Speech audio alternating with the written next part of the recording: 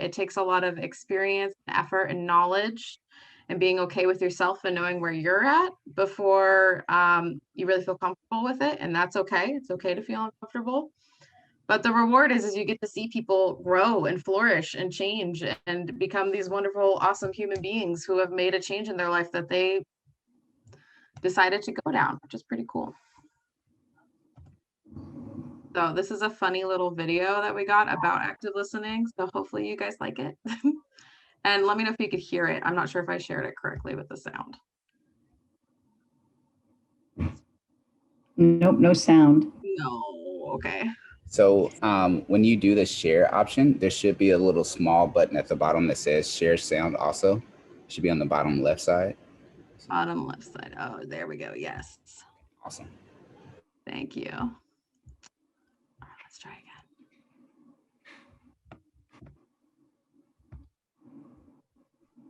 It's just, there's all this pressure, you know? And sometimes it feels like it's right up on me and I can just feel it, like literally feel it in my head, and it's relentless. And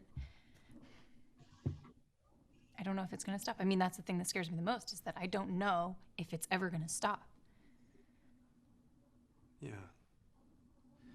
Well, you do have a nail in your head. It is not about the nail. Are you sure? Because, I mean, I'll bet if we got that out of there... Stop trying to fix it. No, I'm not trying to fix it. I'm just pointing out that maybe the nail is causing... You always do this. You always try to fix things when what I really need is for you to just listen. Yeah, see, I don't think that is what you need. I think what you need is to get the nail See, you're out. not even listening now. Okay, fine. I will listen. Fine. It's just... Sometimes it's like there's this achy... I don't know what it is. And I'm not sleeping very well at all. And all my sweaters are snagged. I mean, all of them. That sounds really hard. It is. Thank you. Ow! Oh, come on. Ow. If you would just... Don't... Try to see things my way. Do I have to keep on talking till I... So that's the nail video. Hopefully I can get out of here. There we go. So that is the nail video, which is just kind of a funny way to explain active listening. And if you did notice in the beginning, he wasn't paying attention to her words or her feelings. He wasn't acknowledging what she was going through. He was really just concentrated on, I am going to fix the problem, and the problem is the nail in your forehead, and there is nothing else to talk about or think about other than that. And in that moment, that was not what she wanted. She wanted to be heard, and she wanted her feelings to be acknowledged. So on the top here, we have be attentive. So that's, you know, figuring out what it is that is going on, asking open-ended questions. So an open-ended question is something that cannot be answered with a yes or no. So instead of asking, did you eat a sandwich for lunch? You could ask, what did you have for lunch? And I'm just using silly examples because I can. Asking probing questions, which is kind of a similar thing here, requesting clarification. So I heard that you said I had a peanut butter sandwich for lunch. We're stuck on the peanut butter sandwich today. 5 is paraphrasing. So that is then going back, and I kind of did it back there, was saying, I heard you say X, Y, Z. And so this is a good way to kind of let the person know that you understood what they were saying, and you're not parroting it back to them and saying exactly like you said, blah, blah, blah, blah, blah. You were saying, I heard that you said this, and you feel maybe angry about it or upset or stressed out or something to that effect. So as reflecting feelings, I'm kind of jumping ahead here, and then summarizing. So you're going to come back and do it all again. So I am going to let Christina take over from here, I believe. Yeah. Yeah, so after, and I don't know if folks want to spend some time talking about active listening, we can do that. I'm just seeing that folks are being kind of quiet, which is fine. If you just want to get the information, I think we could probably move ahead then. And so Sarah, if you want to move us ahead page, that would be great. This is a little bit of an overview of what first of all, with the mental health technician, you'll hear different names, and we have a slide a little bit later that will tell you what this is. California actually has a licensing credential called psychiatric technicians. And so that's what the United States right now is looking at as kind of the gold standard for that. And so this is what a psychiatric technician might do during the day. So, or evening, because you can work nights as a psych tech. Psychiatric technicians and aides provide safety and support to help people with mental illness and severe developmental disabilities enjoy quality of life and to improve their mental health. Also known as mental health technicians, psychiatric technicians assist with patients' therapeutic care. They listen to patients' concerns and lead them in recreational or therapeutic activities. They also have medical tasks, administering medication and monitoring patients' vital signs. Psychiatric aides assist with transportation, engage patients in activities, and maintain a safe, clean physical environment. Both technicians and aides help patients with daily living needs, such as eating, bathing, and dressing. Meeting patients' needs requires patience and fortitude, as well as the stamina to be on your feet all day, and, if it comes to it, the strength to restrain a distressed or violent patient. It's not always pleasant work. However, these workers can have a great deal of influence on patients' outlooks and treatments. Observation skills, communication, and compassion are key qualities in these fields. Psychiatric technicians and aides work in psychiatric hospitals, residential mental health facilities, and chemical dependency addiction treatment centers. Facilities are typically all hours, so work may include nights, weekends, and holidays. Psychiatric technicians usually need a certificate in the field, and many also have previous experience as a nursing assistant or licensed practical nurse. Psychiatric aides typically need only a high school diploma. Both technicians and aides get on-the-job training before they work without direct supervision. Thanks, Sarah. So I can give you a little sense of an overview of what a psych tech does, or mental health technician. And again, the nice thing about this credential or this certificate is you can work in behavioral health while you're going to school. So the actual behavioral health technician is actually many folks will take people with a high school diploma, but want some type of experience or concurrent planning in terms of going to school. So that for me, I had my bachelor's degree, but I couldn't afford to do my master's degree. So I worked as a mental health technician in an inpatient unit for many years and would work on my master's degree and my mental health license at the same time.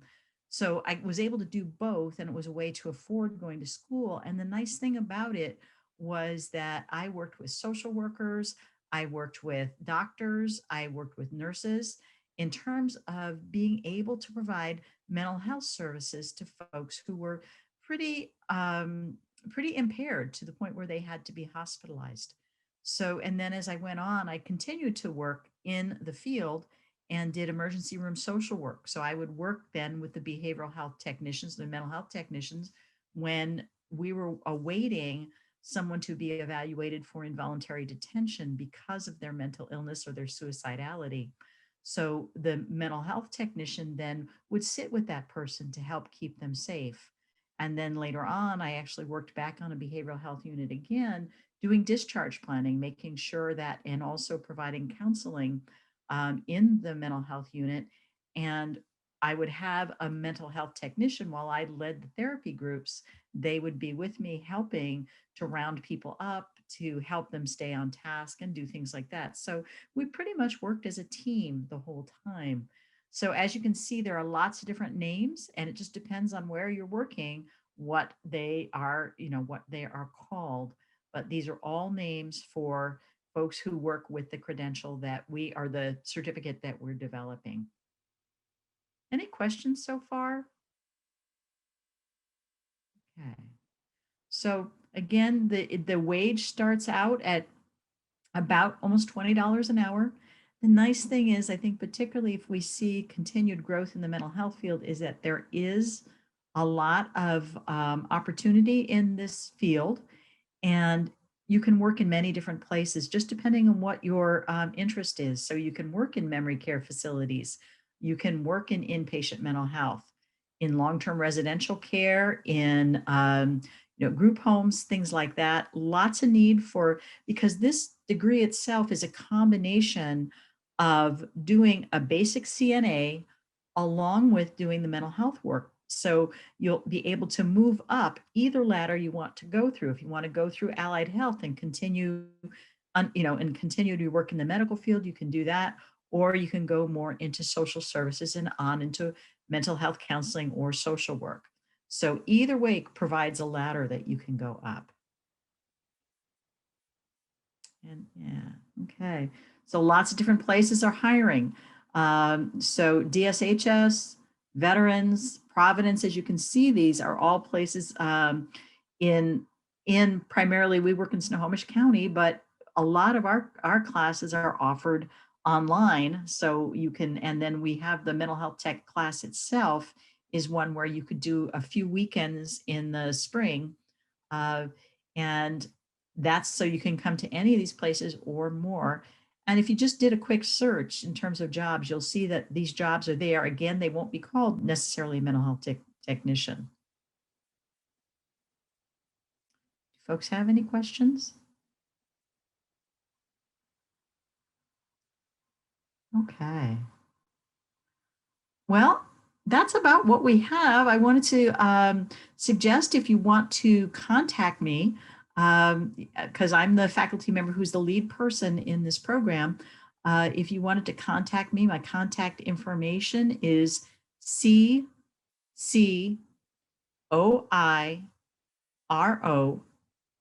at ED, that's Edmonds, edcc.edu.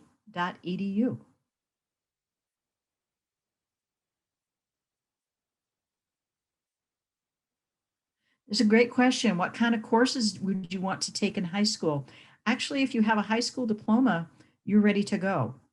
You know, if you had a psychology class, that would be great, but it's not necessary. Okay. Any other questions? Okay. Well, thanks for being here today. And Paul, thanks for being our support person. How do you not focus on the nail? I love it. That's a large part of what we do is how do you focus on besides the nail? It's really focusing on the feelings, on the experience of that person, and really listening to what they're saying so that you can be with them. And then you'll use something that's called motivational interviewing or motivational enhancement, so that you can start to look at something, have them find out how ready are they to focus on the nail. They might be at the point where they just want to focus on the discomfort. So we meet them where they're at. We focus on the discomfort.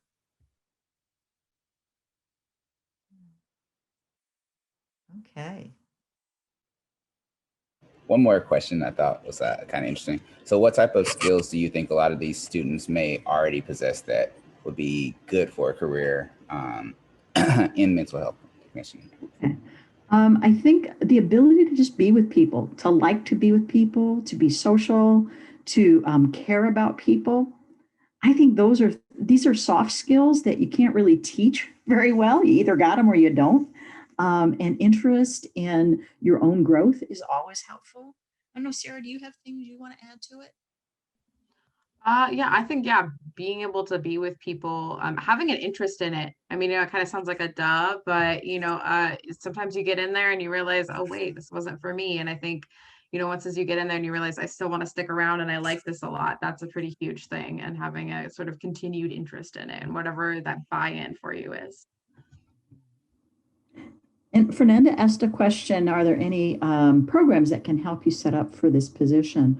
Right now, our program is the only mental health tech program in the state. So we're a good program to do that. And you would have... The thing is, people can go on and get a psychology degree, and I know people who did that. My degree, and I have a master's degree in psychology, it never prepared me for how to work with people in a mental health unit.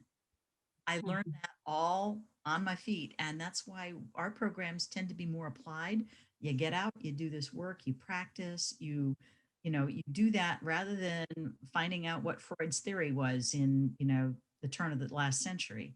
It's not useful to you. So that's kind of what we try to do, is make it really applicable to what are you going to do? We have a whole section that we'll be teaching next spring on de-escalation, because sometimes when people are really in pain with their mental health issues, they can become, combative, they can become scared. Mhm. So then we have to learn how to de-escalate them. We don't want to just, be like the mental health police and tell them sit down in that corner or force them to be in the corner.